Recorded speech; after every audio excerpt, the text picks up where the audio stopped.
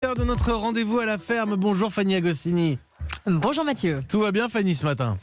Tout va très bien, là je suis en plein débarras. Ah oui, va falloir ranger un petit peu. Alors j'explique, vous êtes en Haute-Loire à Boissey, en Auvergne précisément. Depuis que vous avez déménagé, votre surface habitable a considérablement augmenté. Vous êtes passé d'un petit appartement parisien à une vraie maison. Et le risque quand on a de la place, eh bien, c'est d'accumuler des choses, souvent des choses pas très utiles.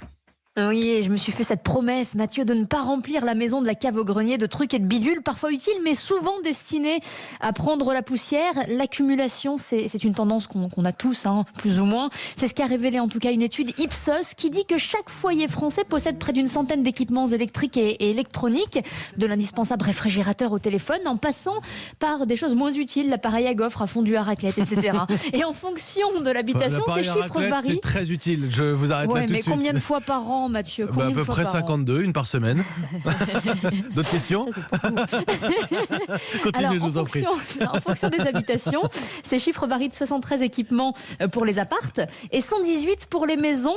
Et en poids, ça fait encore plus réfléchir. 450 kilos par foyer, 200 kilos par habitant. 200 kilos, c'est pas le poids de l'habitant, c'est le poids de ce qu'il accumule évidemment, y compris pour l'appareil à raclette. Alors qu'on peut trouver une vraie satisfaction, vous nous dites Fanny, en possédant moins.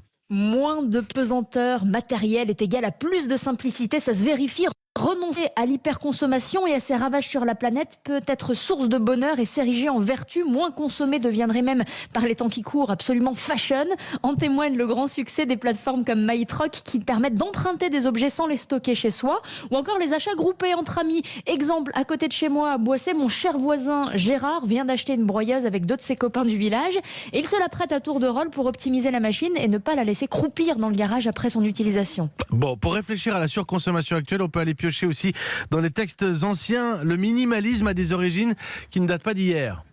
Si vous me le permettez, Mathieu, je terminerai en citant Sénèque qui lui pouvait se la ramener car il portait une simple toge et était adepte de l'infiniment peu. Il a écrit, ouvrez les guillemets, le plus grand trésor de l'homme, c'est de vivre de peu tout en restant satisfait car le peu ne manque jamais. Eh bien, vous saluerez Sénèque et Gérard, y compris, qui partage sa broyeuse. On l'a entendu. Merci beaucoup. Merci Fanny Agostini. Notre rendez-vous à la ferme à retrouver comme tous les matins sur europe1.fr. 8h.